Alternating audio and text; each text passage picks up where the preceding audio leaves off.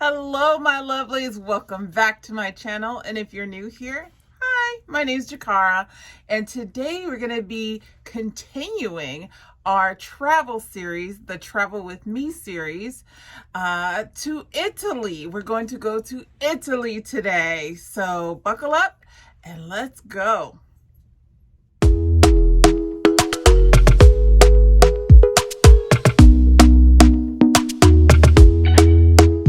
Talk to me nice, talk to me honestly, look in my eyes.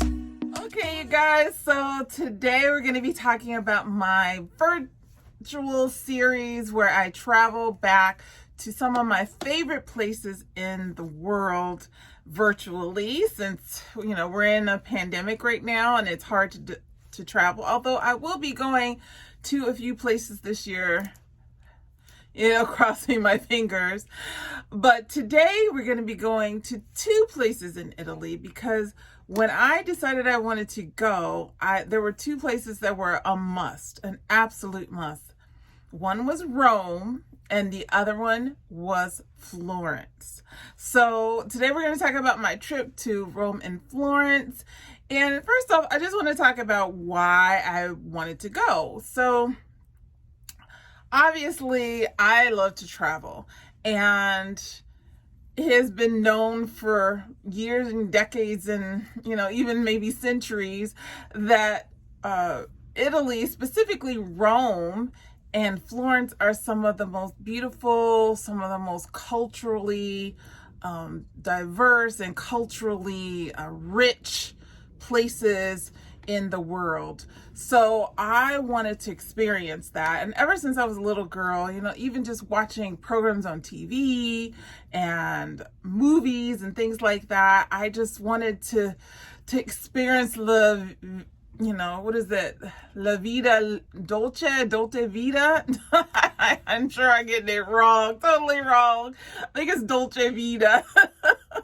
The sweet life in Italy. And I had to take one trip at least. I only had time to go to two places. That's one thing that I have learned over the years, that, I don't want to jam pack too many destinations in one trip, because typically I only have about a week off. So you can only do so much in that amount of time. And then you have to consider the travel days to and from. So anyway, getting back to my trip. So I decided to go. I went in the summer of 2018 in July, and I was in desperate need of a vacation then. And I thought, why not? Let's just go. And unfortunately, no one else could go with me at the time. So it was a solo trip. That's one thing I am known for. I will do a solo trip to wherever I need to go if I want to go there. So yes, I arrived in Rome, and I think my flight was a nighttime flight. So I left at like midnight and arrived around 9-10 a.m. By the time I got to my hotel room, it was around 11 a.m.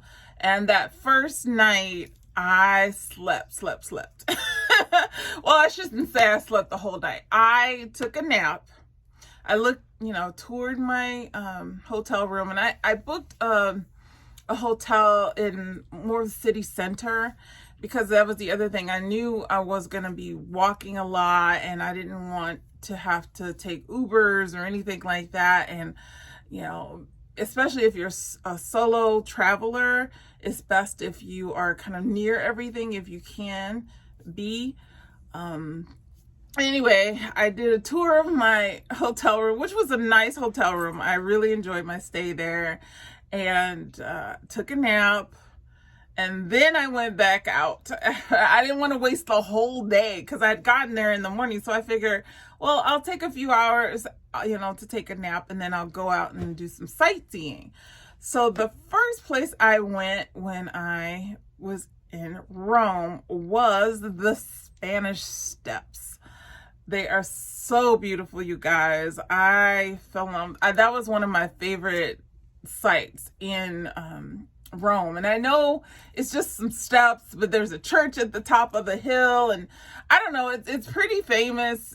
Like, I think there was a movie in which the Spanish Steps were like featured. I want to say Roman Holiday, but I'm not 100% sure. But yeah, I was like, that was a definite number one destination. And at that time, you could take pictures on the steps. And now I don't think they let you linger there because of, the pandemic and everything. And then, trying to keep crowds as dispersed as possible. But yeah, I could take pictures. I thought I was so badass, you guys.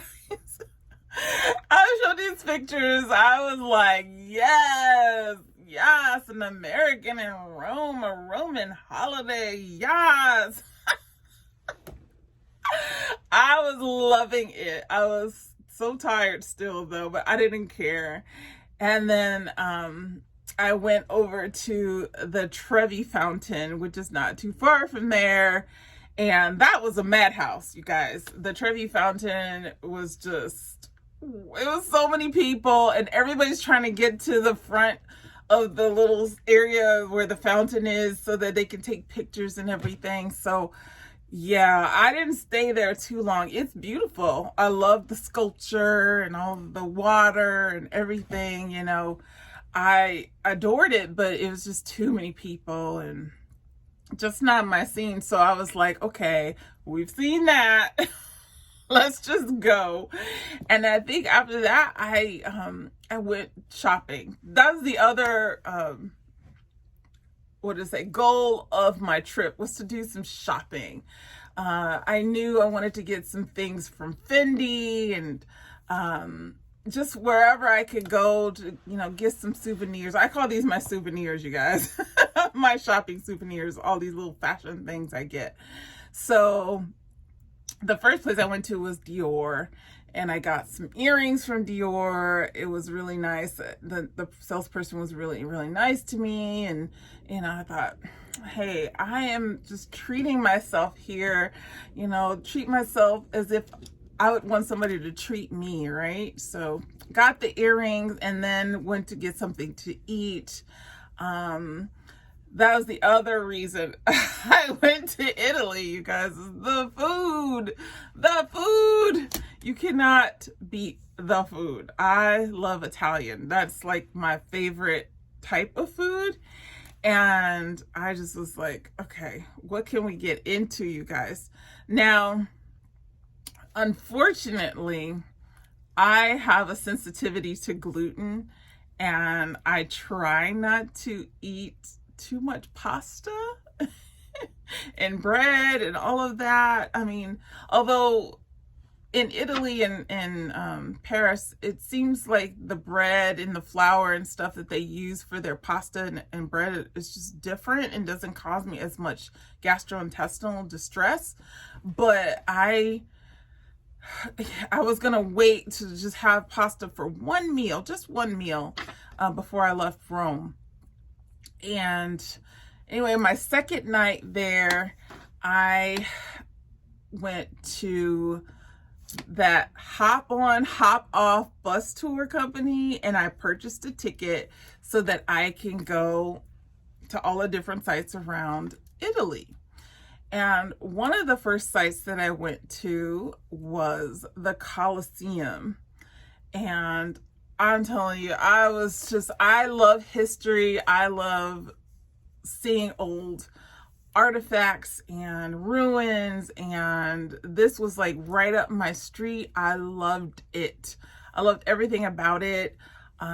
Just to see it up close was I just kept trying to pinch myself. I was like, oh my God, I'm at the Colosseum. I cannot believe this. This is where the gladiators were. This is where, the Romans, did terrible things to people. But I was just like, oh my God. And to see the little, if you look in the center of the Colosseum, there's like, the stalls and things where they would keep the animals and where they would keep the people. And it was just fascinating. It was so fascinating. I stayed there a good chunk of time. I wanted to go, I think across the way was, I can't remember what was across the way, but it was another kind of ruin. Unfortunately, I ran out of time and I didn't want to be out too late. So, because I kind of went late, I slept in and then I went late and I went to get something to eat. And I was only in Rome for 4 days total. So the second day was the Colosseum. Now, the third day, I went to the Vatican. I went to the Vatican, and I've mentioned this before and I'll say it again. I have a affinity to churches, especially old Roman Catholic churches. I don't know if it's because when I grew up, I went to a Roman Catholic school. I don't know. I love seeing the stained glass. I love seeing all of the ornateness, all of the kind of like icons, the statues and things that they have. I mean, sometimes it can be a little creepy, but I had to go to the Vatican, in Vatican City.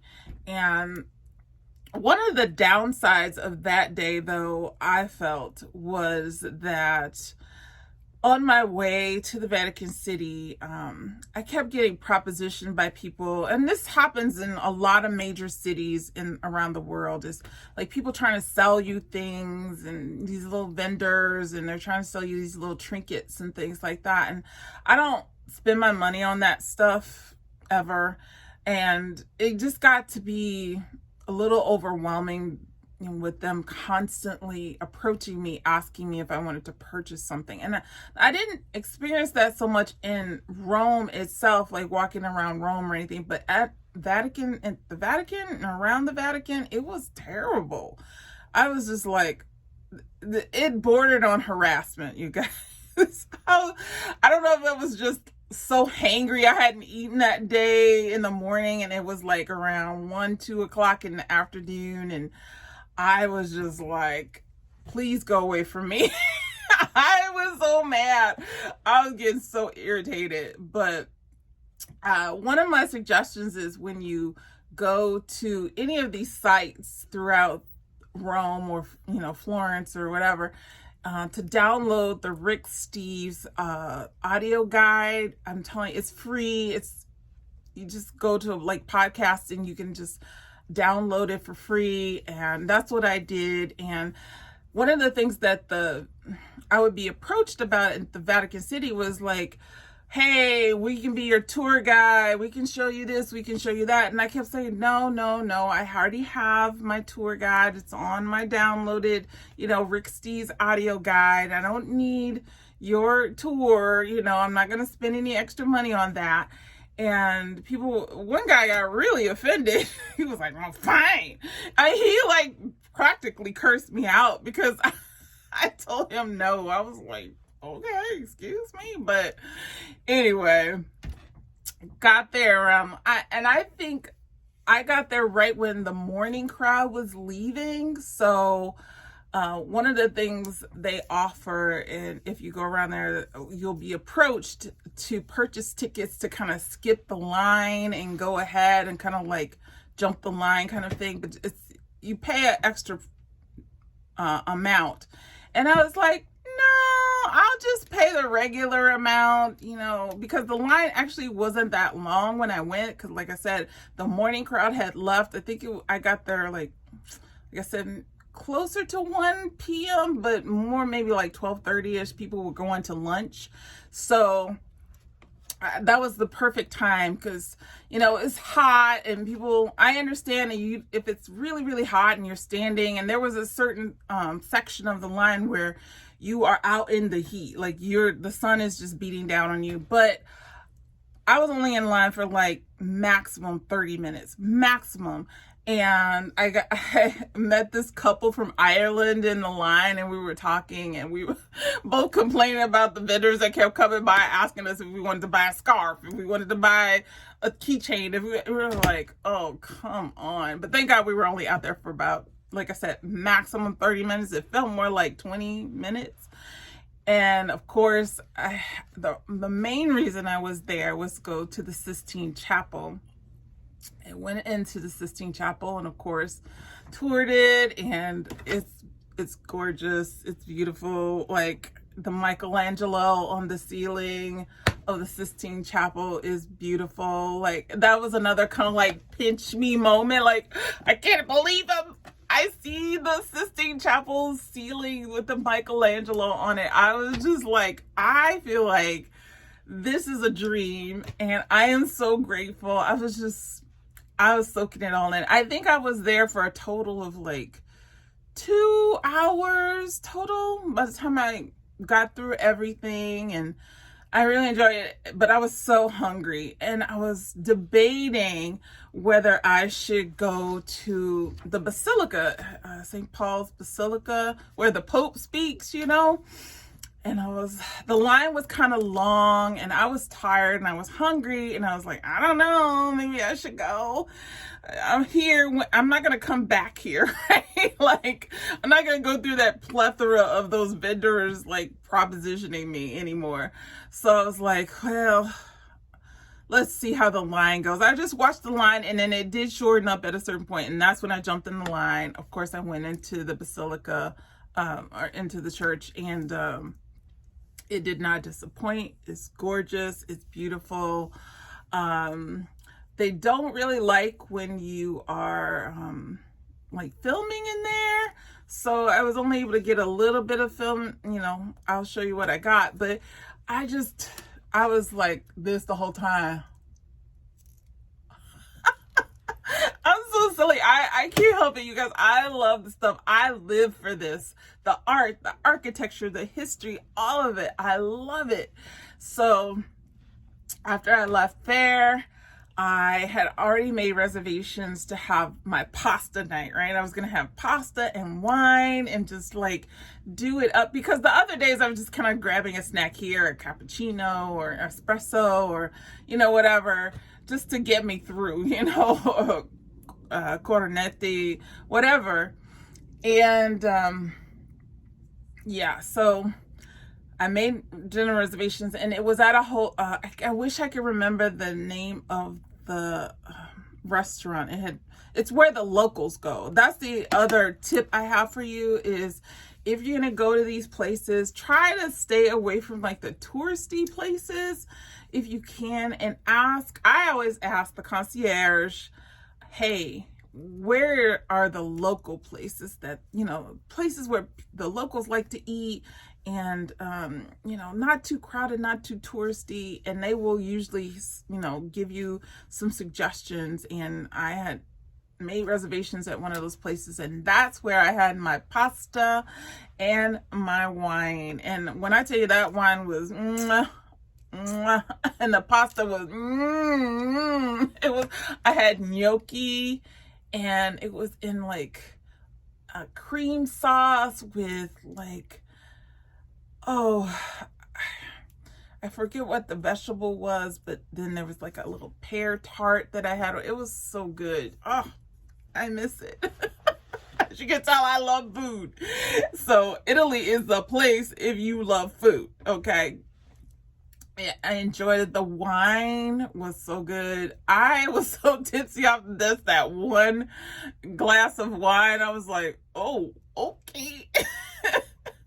And I had taken an Uber there, and then I was going to walk back because I wasn't that far from my hotel, but I didn't want to get lost on the way there and then show up late for my dinner reservation. So I was like, oh, I'll just walk back, you know, to my hotel, which is like a couple miles. But I ran the whole time I was walking around Rome and looking at things and enjoying myself. I kept saying, oh, I want to go to the Pantheon. I want to go to the Pantheon. And if you don't know, the Pantheon is another historic ruin site. It's not really a ruin. It's like, it's very well preserved in the heart of Rome, in the city center of Rome. And I kept missing it. I was like, I'm looking at the map going, it should be right here. Where is it? I couldn't find it.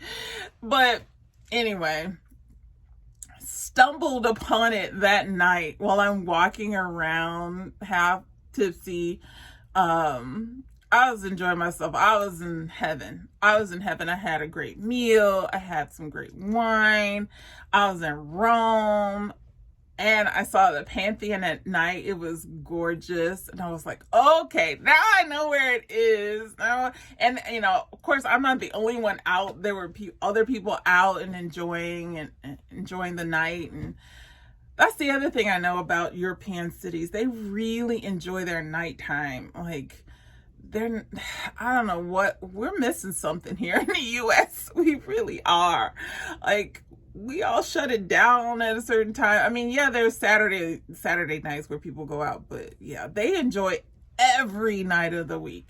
So anyway, the fourth day I was there, this was the day that I knew that I was going to be traveling to Florence. So didn't really go see much that day. Anyway, I decided to take the train to Florence. It's very easy to get to Florence from Rome. It's about an hour trip to Florence, a little bit over an hour. So I just went to train station, bought my ticket, got on the train. Actually, I think I may have bought my tickets online, and then I just, showed up on the train and showed them my ticket on my phone. But yeah, you have to reserve seats and stuff like that. I made the mistake of sitting in somebody else's seat. I didn't realize I had a reserved seat, and I sat in somebody else's seat. I was so embarrassed because I had my suitcase with me because I had checked out of my hotel because I was checking into a new hotel in Florence, and I was like, oops, sorry. I had to move to a whole different car. It was ridiculous. I was like, stupid American. Anyway, I get to Florence. Now, Florence has my heart. I love it so much. Just the scenery, the Tuscan scenery on the way to Florence was just beautiful, just gorgeous. Now I understand why people make movies about the Tuscany. One of my favorite movies is Under the Tuscan Sun. If you haven't seen it, it's awesome. I love it. I fell in love with Tuscany through that movie. But anyway, I get to Florence and I found my hotel, check in, and the first thing I do is go out because I'm like, I am shopping today. And I'm doing sightseeing because I was only there for 2 days. And I was like, okay, where can we go?